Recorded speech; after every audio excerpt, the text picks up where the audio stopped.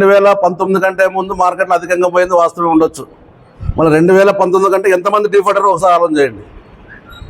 గతంలో 2014, 2019లో మార్కెట్లకి ఎంత పాడి ఎంత కట్టారు ఒకసారి కూడా ఆలోచన చేయాలి. ఈరోజు 14 నుండి 19 ఎవరైతే మార్కెట్లో పడారో అంత డిఫాల్టే.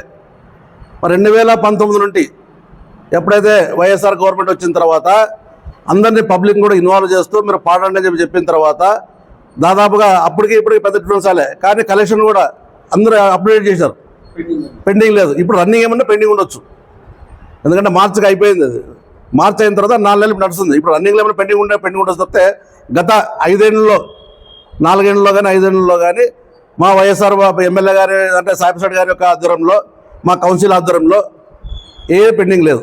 అదే 2014, 19 చూడండి. కాబట్టి మీరు కూడా ఇది చేయండి. వాళ్ళ గవర్నమెంట్ ఉన్నప్పుడంతా మార్కెట్లు పాడము కట్టుకుని పోవడము, దాదాపుగా కోట్లు కూడా పోయారు. వీళ్ళని వేరే దృష్టిలో చూస్తూ మమ్మల్ని పోలీసులతో గెంటించారు, బయట మీకు గుర్తు లేదని చెప్పేసి పబ్లిక్ గానే చెప్పినారు. ఒకసారి ఆలోచన చేయాలి. గత మార్కెట్ ఆలంలో గతంలో పోయిందంతా 55 లక్షలు 50 లక్షలు పోయింది. అది కూడా ఏమి వ్యవసాయ మార్కెట్లో ఇడిచిపెట్టి ఇప్పుడు ఎంత పోయింది? 71 లక్షలు పోయింది. మరి 51 లక్షలు ఉంది, 70 లక్షలు పోయిందంటే మేము పోలీసులకు ఇంటికి పెట్టినామా లేకపోతే స్వేచ్ఛగా ఇచ్చామా? దాదాపు 20 లక్షలు ఆదాయం వచ్చింది. ఎక్సెస్ 72 లక్షలు పోయింది. అది ఇప్పుడు అట్లా కాదు, వాళ్ళు పాల్గొన్నప్పుడు మళ్ళీ మార్కెట్ తక్కువ పోవాలి కదా. మరి 50 లక్షలు ఉంది, 72 లక్షలు ఎట్లా పోయా? మేమే కూటమితో అంటే మా సిండికేటే మా వైఎస్ఆర్ పార్టీ వాళ్ళే ఎవరు అనుకోకుండా మేమే పాటించేటట్లుంటే మా కార్యకర్తలను బాగా చేయాలంటే మరి 20 లక్షలు ఎందుకు ఎక్సెస్ పడినారు? ఇప్పుడు ఏదో వాళ్ళు చెప్తున్నారు పోలీసులు గంటిస్తామా? ఏమి చేయలే అక్కడ. పోలీసులు గంటి ఏం లేకపోతే ఏం చేయలే. వాళ్ళు రాలేకపోతే మేము చేస్తాం చెప్పు. వాళ్ళు కూడా పార్టిసిపేట్ చేయాలా? మళ్ళీ ఇప్పుడు ఇంతమంది మీరు సోషల్ మీడియాలో గతంలో ఉన్నారు కదా మీరు, మళ్ళీ ఎందుకు రాలే? వాళ్ళు మార్కెట్కి వచ్చారా? వాళ్ళు ఏమన్నా మీరు ఆలోచన చేయండి. ఇప్పుడు వాళ్ళు ఏదో మాట్లాడుతారు, సరే మాట్లాడిన వాళ్ళు ఏం కాదు.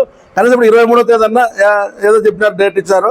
దాంట్లో కూడా అందరినీ ప్రజలందరినీ ఇన్వాల్వ్ చేసి రెవెన్యూ ఇన్కమ్ వచ్చిన వల్ల ఇంకోటి నేను కూడా అడుగుతున్నాను, కాయగూరల మార్కెట్ వేరే దగ్గర పెట్టాలి అంటే వ్యవసాయ మార్కెట్ అంటే తెప్పించి మరి మున్సిపాలిటీలో పెట్టాలంటున్నారు. ఫస్ట్ మున్సిపాలిటీ స్థలం లేకుండా ఒకసారి ఆలోచన చేయండి. ఈరోజు ప్రతి ఒక్క రైతు, చుట్టుపక్కల రైతులు అయితేనే, పత్తికొండ అయితేనేమి, తర్వాత అటు సిరుగుప రైతులు అయితేనేమి, ఇటు కౌతాం రైతులు, ప్రతి ఒక్కరు ఈరోజు ఆ మార్కెట్ యార్డు ఎప్పుడైతే షిఫ్ట్ చేసినామో అందరూ ప్రతి ఒక్కరు ఇదే కావాలి మాకు. రైతులంతా, వ్యవసాయ రైతులంతా కూలీలు కూడా మాకు ఇది బాగుంది, బాగా మంచి కాంపౌండ్ ఉంది, దీనికి ఎక్కడ దొంగతనం జరగడంలే, మాకు ఈ వ్యవసాయ మార్కెట్ అయితే బాగుంటుందని చెప్పి ప్రతి ఒక్క రైతు కూడా కోరుకుంటున్నారు. ఈరోజు ఒకసారి ఆదాయం రావచ్చు మున్సిపాలిటీకి, కానీ మనం ఆదాయం ఎందుకు ఎవరి కోసం చేస్తాం? ప్రజల కోసమే చేసేది. ప్రజలు బాగుంటే ఆదాయం ఆటోమేటిక్ వస్తాయి ఈరోజు. కాబట్టి మేము ఏం చెప్పామంటే రైతులు కూడా విచారించండి. మీరు ఒక ఎమ్మెల్యేగా మీరు కూడా రైతులకు బిల్లం వేయండి. రైతు సంఘాలు ఉన్నాయి, ఇది ప్రిఫరబుల్గా కాదా? మార్కెట్ ఎట్లా ఇప్పుడు జరిగే పరిస్థితి ఎట్లా ఉంది? ఒకసారి మీరు కూడా ఆలోచన చేయండి. ఇది ఆదోని టౌన్లో ఎక్కడ స్థలాలు లేవు మనకి మార్కెట్ జరపాలంటే. మరి ఏం చేయాలా? గతంలో కూడా ఈ పరిస్థితి ఉందని చెప్పి మనం కూడా మేకల బజార్ అయితేనేమి, తర్వాత ఎద్దుల మార్కెట్ కూడా మనం ఎక్కడ తీసుకుపోయినాం? దాదాపుగా ఎమ్నూరు రోడ్లో బైపాస్ రోడ్, ఎమ్నూరు రోడ్డు బైపాస్ దాటిన తర్వాత. ఎందుకంటే ఎవరికి ఇబ్బంది పడకూడదు. ఇప్పుడు ట్రాఫిక్ ఇబ్బంది, ప్రతిరోజు ట్రాఫిక్ పెరుగుతుంది. ఇటువంటి పరిస్థితుల్లో మనకు బయట పోతేనే మార్కెట్లో మనకు కూడా ట్రాఫిక్ కూడా ఇబ్బంది లేకుండా ఉంటుంది. ఆ దృష్టిలోనే లాస్ట్ టైం కౌన్సిల్లో మేము తీర్మానం చేసి ఎమ్మెల్యే గారి సాయిప్రసాద్ అంటే ఎక్స్ఎమ్మెల్యే సాయిప్రసాద్ గారి ఆధ్వర్యంలో ఆ రోజు మార్కెట్ షిఫ్ట్ చేయడం జరిగింది. మళ్ళీ ఈరోజు ఎమ్మెల్యే గారు కూడా ఎంత ఆలోచన చేయండి, ఎందుకంటే మీరు కూడా మేధావులే, మంచి పనులు చేస్తున్నారని ప్రతి ఒక్కరు అంటున్నారు. మరి ఇటువంటి పరిస్థితుల్లో ఈ లైవ్లోనే మీరు ఫెయిలర్ అని చెప్పి చెప్తున్నా. ఎందుకంటే మార్కెట్ విషయాల్లో కొద్దిగా ఆచితూచి పోవాలని చెప్పి నేను చెప్తున్నా. ఇప్పుడు 23వ తేదీ ఎవరైతే ఎలా పిలుస్తున్నారో మీరు ప్రతి ఒక్కరిని పార్టిసిపేట్ చేసేట్లా మీరు కూడా ఆ రోజు మళ్ళీ కూర్చొని ప్రతి ఒక్కరిని ఇది ఇన్వాల్వ్ చేయండి. ఎందుకంటే రెవెన్యూ కావాలంటున్నారు మీరు. 10 మంది వస్తే రెవెన్యూ వస్తుంది. అంతేగాని గతంలో పోయిన మార్కెట్ 71 వేలు పోయింది, మన 71 లక్షలు పోయింది ఇదే జాన్స్లేషన్ మార్కెట్. ఈరోజు ఏం చేశారు? 40 లక్షలుగా పడినారు. నువ్వు ఏదన్నా మార్కెట్లు పెడితే పైనుండి కిందికి రావాలి. ఎప్పటిగానే ఫస్ట్ 71 లక్షలు చెప్పెట్టాలా. తర్వాత రాకపోతే మళ్ళీ వాయిదా చేస్తూ 1 గంట 2 గంటలు అవుతుందా, మళ్ళీ దాన్ని 72, 70 కిందకి 65 అది తీసుకురావాలి. కానీ నేను రావడమే 45 లక్షలు అంటాడు. మళ్ళీ మీరు రెవెన్యూ ఎక్కడ వస్తుంది నీకు? మార్కెట్ ఎక్కడ అంటే ఇప్పుడు ఇష్టం వాళ్ళు పాడతారు. ఇప్పుడు లాస్ అయినా తర్వాత పాడేవాళ్ళు చేసి ఉంటుంది అదంతా. అంతేగాని ఈరోజు ఒక కూటమిగా ఏర్పడి లేదు ఈ మార్కెట్లో రెవెన్యూ తగ్గించుకుంటే మాకు లాభాలు కావాలని చెప్పి స్వార్థంతో కొంతమంది చేసే పని అని చెప్పి నేను ఎమ్మెల్యే గారికి చెప్తున్నాను. కాబట్టి కొన్ని విషయాలు ఎమ్మెల్యే కూడా దీన్ని దృష్టిలో పెట్టుకొని గతంలో పునరావృతం కాకుండా, అంటే గతంలో ఏమైతే జరిగినాయో అనేది మీరు చెప్తున్నారు కాబట్టి ఆ సిస్టమ్ చేయకుండా ఈ కొత్త సిస్టంలో మీరు వచ్చారు కాబట్టి మిమ్మల్ని కూడా మేము ఒకటే అడిగేది, మార్కెట్లో సౌకర్యపడి రెవెన్యూ తీసుకురండి, రైతులు కూడా దృష్టిలో పెట్టుకొని రైతులకు ప్లేస్లు ఎక్కడైతే ఉన్నాయో చూపించండి, చూపించిన తర్వాత మార్కెట్లో పెడతామంటారు. అది సాధ్యమయ్యేకైతే కాదు.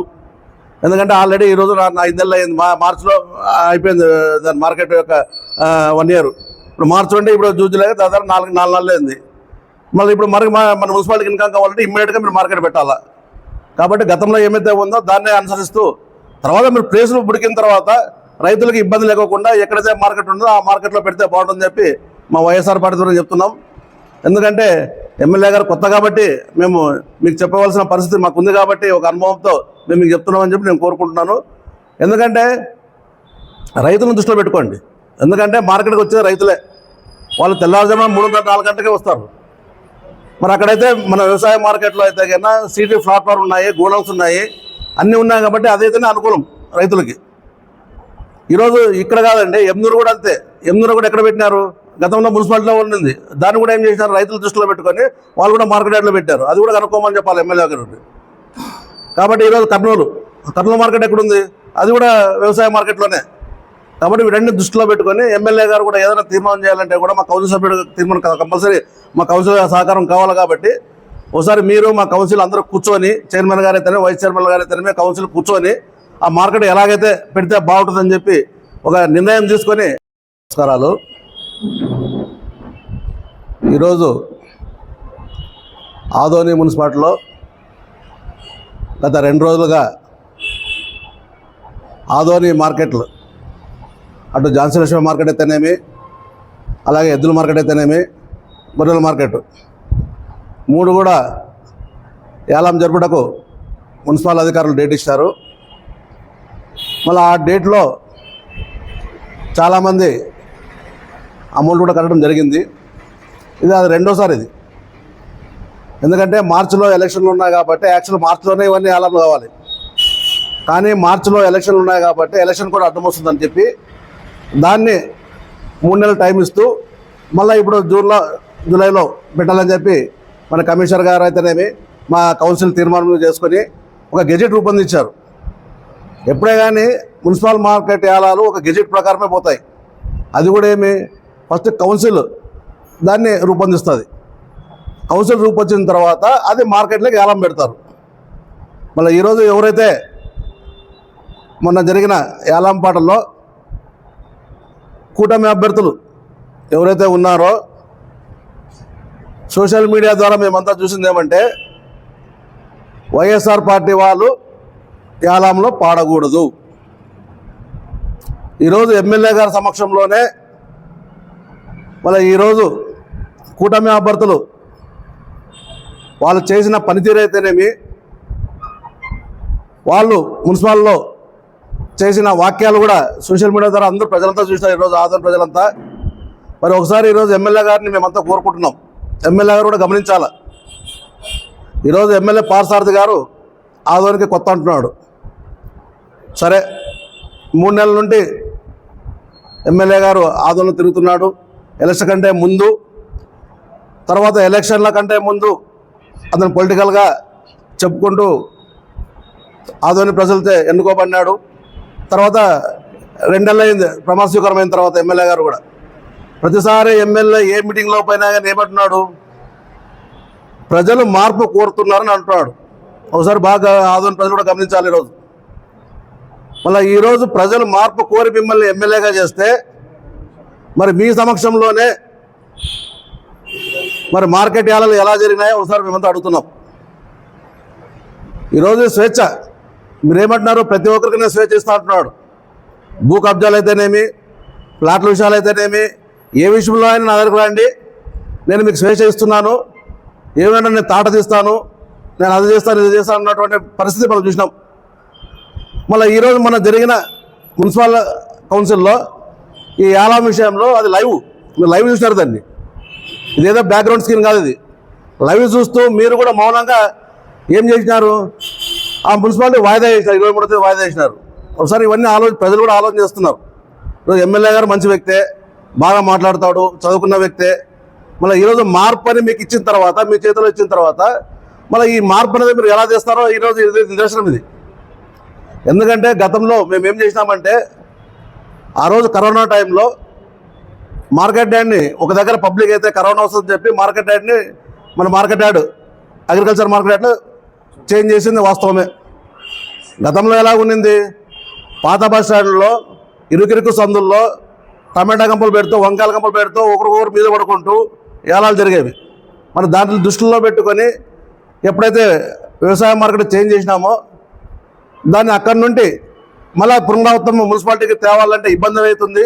ఎందుకంటే మున్సిపాలిటీలో మనకి జాగాలు లేవు కాబట్టి అది అక్కడే పెడదామని చెప్పి కౌన్సిల్ తీర్మానం చేస్తూ ఆ రోజు తీర్మానం చేసిన తర్వాత మున్సిపాలిటీకి పరిధిలో ఏమైతే ఉన్నాయో దాన్నే ఎలా పెట్టారు తప్పితే కాయగూరల మార్కెట్ దీంట్లో కలపలే. ఒకసారి ఆలోచన చేయాలి అందరూ.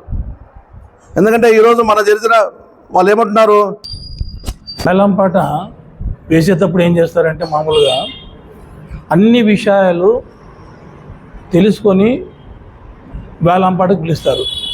సరే ఒకసారి పిలిచినారు, కొన్ని కారణాల చేత వేలంపాట వేయలేదు, అది అయిపోయింది.